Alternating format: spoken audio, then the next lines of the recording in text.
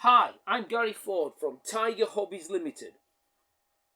On our last video about aces, about Pat Pattle, I stated the next video would be about Hans Joachim Marseille, but due to delay in the model arriving, should be by back end of next week, I thought I'd bring forward what was going to be number 3, the story of George Screwball Beurling. Possibly one of the most skillful Western Allied fighter pilots of World War II, and Canada's top scoring ace of the war, but also one of the most complicated characters ever to take controls of a fighter aircraft. His tally of about 27 victories over the island of Malta in no more than 3 months in 1942 made him a legend, and known as the Falcon of Malta. Born in Montreal area of Canada in 1921, and at the age of 6 his father bought him a model aircraft, and this may have sparked his interest in flying. He managed to get a joyride in an aircraft at the age of 11, and to the immense disappointment of his parents, quit school at the age of 15 to get a series of part-time jobs to earn money. This was then used to get flying lessons, and after about 150 hours, he got enough flying time to qualify as a commercial pilot, but it was not recognised as he was still 17 in 1938. He flew as a navigating co-pilot, flying supplies to mining companies in the bush for about a year, until finally getting his actual commercial licence. As soon as he got this, he wanted to go to China and fight against the Japanese. He also entered a flying competition at the age of 18 in Alberta, Edmonton. And in this competition, there were a number of experienced Royal Canadian Air Force pilots.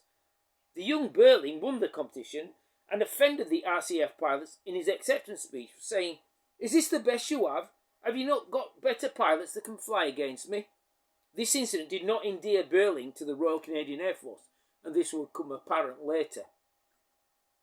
He stowed away on a tramp steamer to get to San Francisco, where he hoped to find his way to China and the Chinese Nationalist Air Force, but he was arrested by US Customs and deported back to Canada. With the start of the war in 1939, Beurling tried to join the Royal Canadian Air Force, who turned him down due stating lack of academic qualifications, but he thought it was him slagging off the RCF pilots a few months before in the competition, and that was possibly right, who was to employ a trouble causer and a bragger. Undeterred, he worked his way across the U-boat infested waters of the Atlantic to try to join the Royal Air Force, but was turned down due to him looking so young, and he had no birth certificate. He again worked his way back to Canada, got his certificate, and yet again back across the North Atlantic on a merchant ship, and again jumped ship in England and presented himself to the Royal Air Force. This time he got in, just as the Battle of Britain was coming to an end, late 1940. Beurling spent the early part of 1941 in basic RAF training and moved over to flying training, where he was a natural. But soon got a reputation for pulling stunts such as very low flying, gaining his first RAF nickname, Buzz. At the end of advanced flying training, he was offered his commission, but stated he was happy to be a sergeant pilot, and was selected to advanced fighter training on the Spitfire at RAF Horden in September 1941. Here, he was under the instruction of James H. Lacey, better known to the Royal Air Force as Ginger Lacey, an ace pilot with 27 victories to his name. Lacey stated, "Training started after basic familiarisation on the Spitfire, then a bit of tail chasing, where the student would have to try to follow the instructor. Normally, Lacey would shake the student off his tail in just 1 or 2 moves. But on this day, the 20-year-old Sergeant Beurling stuck to Lacey like glue. No matter what Lacey did, no matter what experience Lacey had in the Spitfire, he could not get Beurling off his tail. And the young man had only got the very basic hours on the aircraft." The RAF instructors noted Beurling had incredible eyesight, picking out targets well before experienced instructors saw them, and he was a natural marksman, bragging to another RAF ace, Tony Pickering, he would stick 60-odd shots in the target banner. Pickering found 64, and Beurling was also scruffy, unkept, and they could rarely get a sir out of him. He may have been what they thought was a line shooter, but he certainly proved himself in marksmanship. Possibly after to see the back of him, they noted they have never seen anything like Beurling's skills in a young, inexperienced pilot. Posted to 403 Squadron in late 1941 in the middle of the fighter sweeps over France that were taking a terrible toll of RAF pilots and coming across the FW-190, Focke-Wulf 190, the most advanced German fighter so far. Beurling saw quite a bit of combat, but no confirmed kills, possibly some probables. And 403 Squadron became a purely Royal Canadian Air Force squadron. Beurling, still a member of the Royal Air Force, was posted out. And the Canadians, well, they were happy to see him go. Early in 1942, Beurling joined number 41 Squadron. But as so-called inexperienced pilot, he was again given the task of tail-end Charlie. The RAF was still in some squadrons flying Vic-3s with a tail-end Charlie flying slightly behind and above to look for enemy fighters. The tactics of Vics had been proven poor in the Battle of Britain, and also a number of pre-war fighter tactics. But the RAF, even by early 1942, was still not singing from the same hymn sheet, though some squadrons were using the Finger 4 system with two elements as used by the Luftwaffe, I think they're called a rotor, and that was taken on also at the get-go by the United States Army Air Force. With 41 Squadron, Beurling got his first confirmed kill when his flight was jumped by 5 FW-190s, and as tail-end Charlie, Beurling received the bulk of their cannon fire, knocking out his 20mm cannons, leaving him only with his wing-mounted .303s. Beurling zoom-climbed into the sun, knowing the FW-90s were faster in the climb, but they lost him in the sun and zoomed past him. He then hit the middle FW-90 with a burst of 303 so close it ripped its wings off. Back at base, rather than being congratulated, he was told off for leaving formation, in which he stated, "Yes, I bloody well did, with 5 jerrys on my tail, taken away from you lot." A few days later, he again left formation, having seen the enemy well before anybody else, and again shot down the FW-190, and again getting no thanks, only more and more rollickings. What's the point? I thought we were here to knock down jerrys, not to fly pretty formations. It is possible that some commanding officers of the day did not take kindly to getting an hard time for some scruffy, bolshy sergeant pilot not long out of training. In mid-1942, a married officer on the squadron got a posting to what was becoming a hellhole, Malta. Beurling saw a chance, and 41 Squadron were happy to get rid of the troublesome pilot, so George Beurling went off to Malta. On the 9th of June, 1942, Beurling took off from HMS Eagle in a Spitfire 5B and landed in Malta to join 249 Squadron under the famous RAF personality, Laddie Lucas, who was in the same ilk as like Bader and Tuck, a regular RAF officer. Lucas knew what he was getting, and the reputation of the young sergeant was already known. But Lucas could also see in the Scruffy Sergeant Pilot 2 confirmed kills, a number of probables against FW-190s, and still only 20 years old. Lucas stated to Beurling, "Fly as you want in Malta, just knock down the enemy. But I'm your boss, and please do not forget that." "Yes, boss," came the reply. A few days later, Beurling shot down a Bf-109, but it was as a damage as they could not find the crashed aircraft. Then came a period of quiet as the Germans and Italians reorganised their air offensive, as Beurling used this time to shoot fast lizards with his .38 pistol, honing his skills of deflection. Deflection is aiming your bullets at a point in the sky where the enemy aircraft will collide with those bullets in a few seconds, and somehow Beurling knew the speed of the bullets and the drop of the bullets as well. He asked his ground crew to remove the tracers. They stated, "How do you know where they are going, Sarge?" Beurling replied, "I know where they're going, but more importantly, the enemy has no idea until I've hit them square."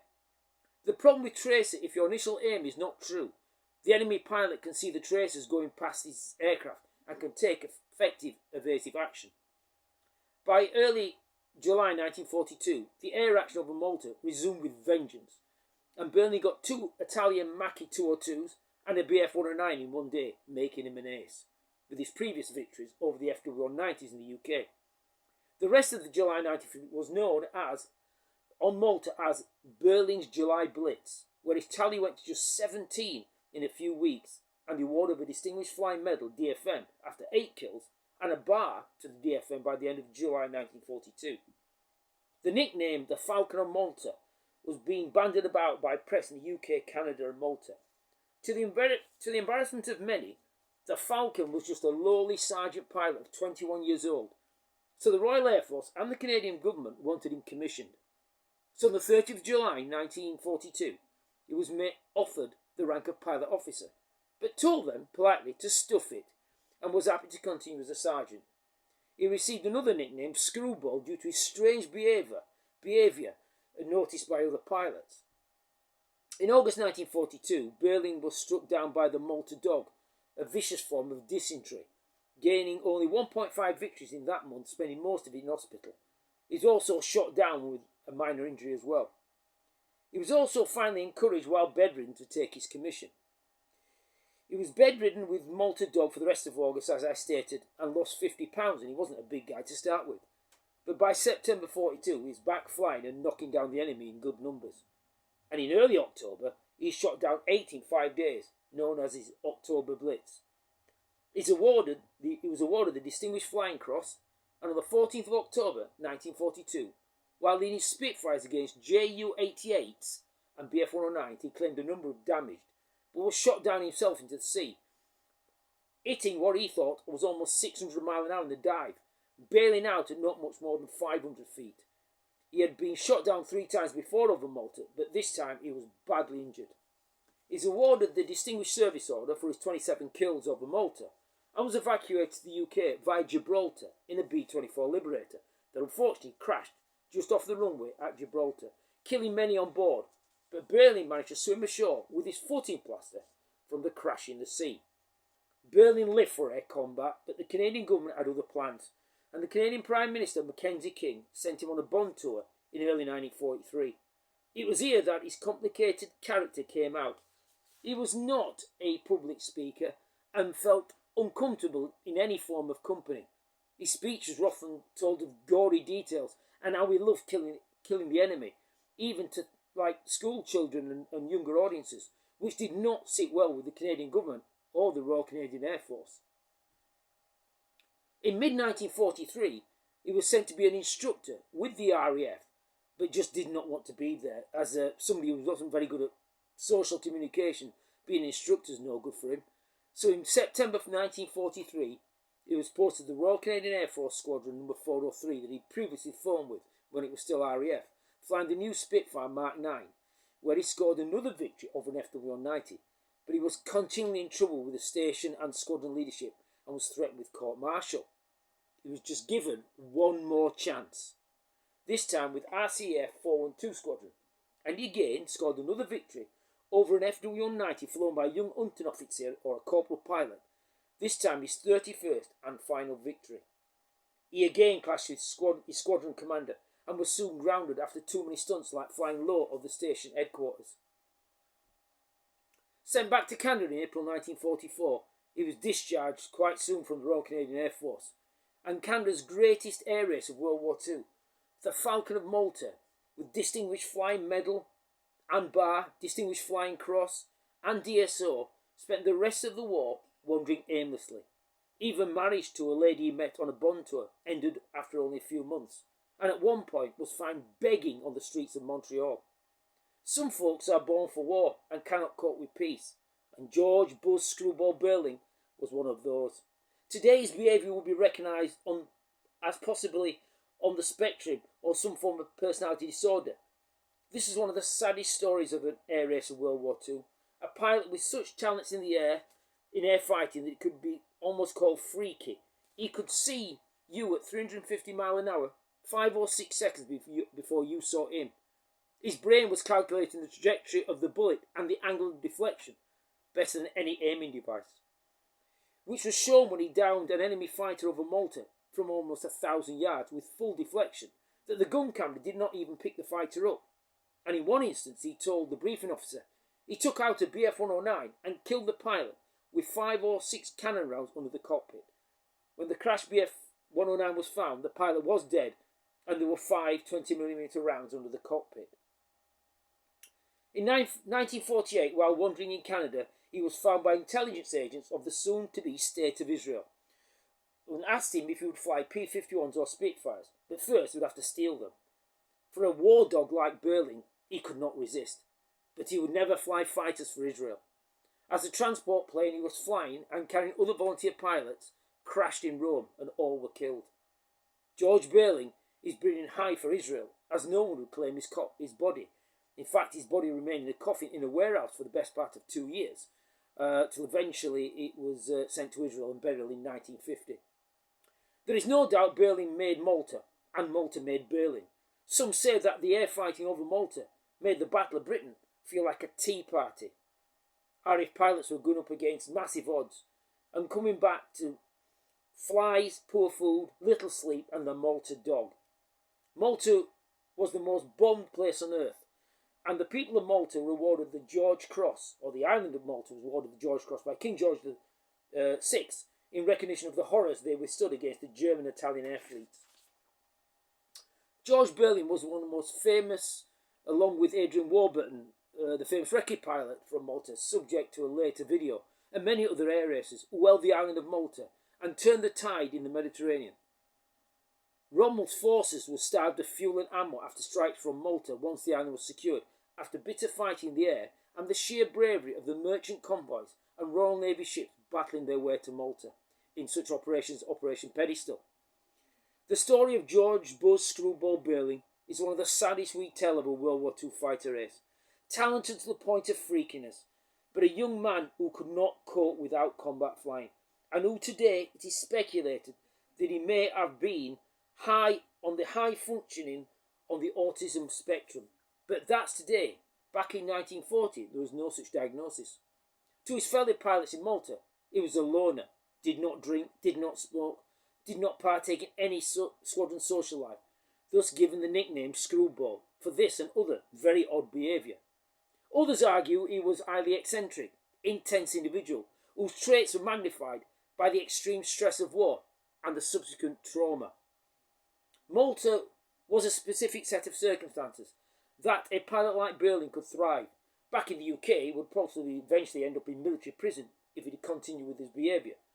But whatever happened to him, he will always be the Falcon of Malta.